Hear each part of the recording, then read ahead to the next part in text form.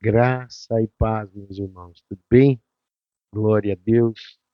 Eu aqui, pastor Alex, da comunidade Vida Church, para mais uma vez juntos temos esse pequeno devocional da leitura da palavra, do entendimento da palavra, para que nós possamos aí juntos crescer em graça e sabedoria diante da presença de Deus. Mas antes de começarmos a leitura, vamos juntos então orar. Pai bom, muito obrigado, Senhor, por esse dia que se inicia. Muito obrigado, Senhor, pelas situações que viveremos, pelas coisas que passaremos, independente de quais sejam, sendo elas boas ou ruins. Muito obrigado.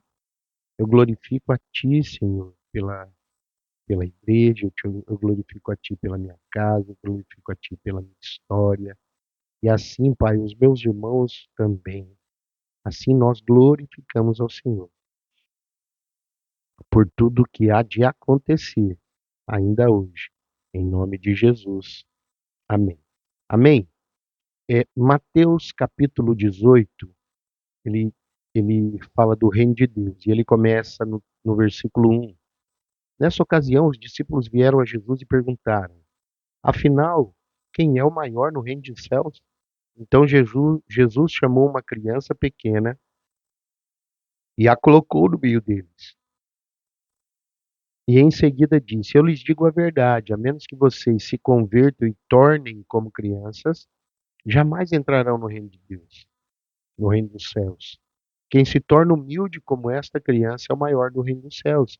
E quem recebe uma criança como esta, em meu nome, recebe a mim.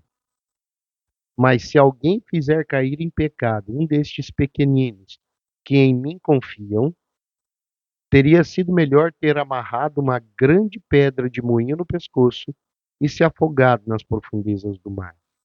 Quanto sofrimento haverá no mundo por causa das tentações para o pecado, ainda que elas sejam inevitáveis, aquele que as provoca terá sofrimento ainda maior.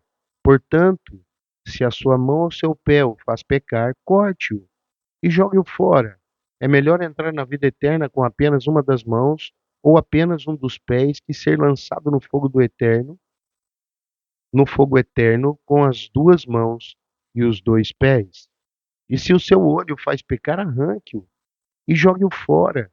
É melhor entrar na vida eterna com apenas um dos olhos que ser lançado no inferno do fogo com os dois olhos. Tomem cuidado para não desprezar nenhum destes pequeninos, pois eu lhes digo que no céu os anjos deles estão sempre na presença de meu Pai celeste.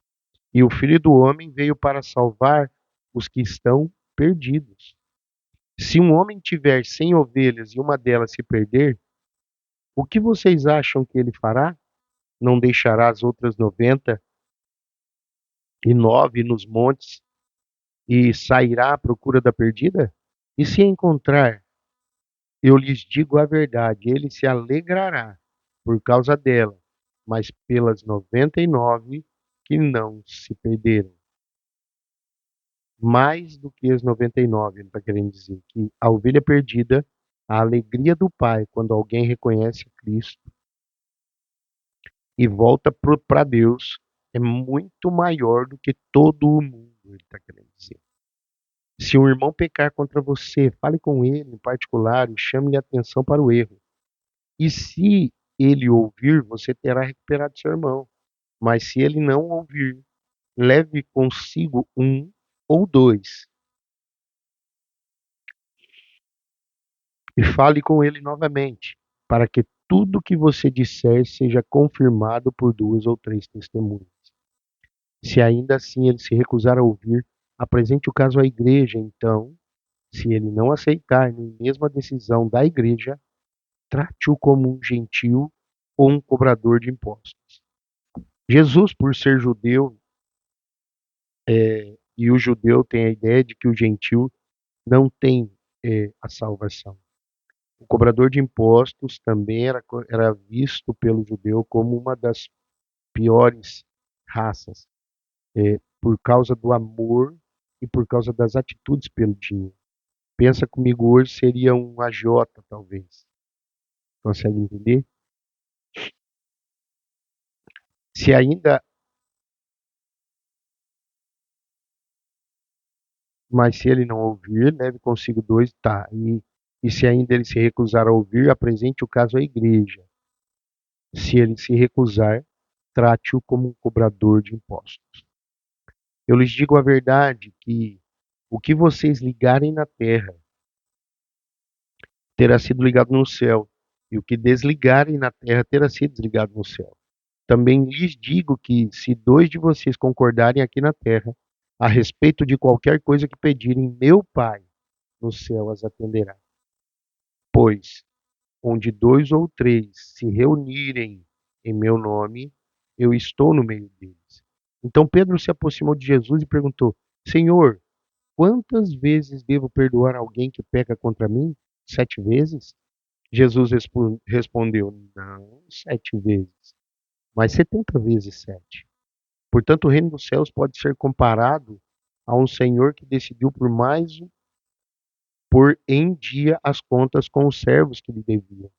No decorrer do processo, trouxeram diante dele um servo que lhe havia 70 milhões de moedas.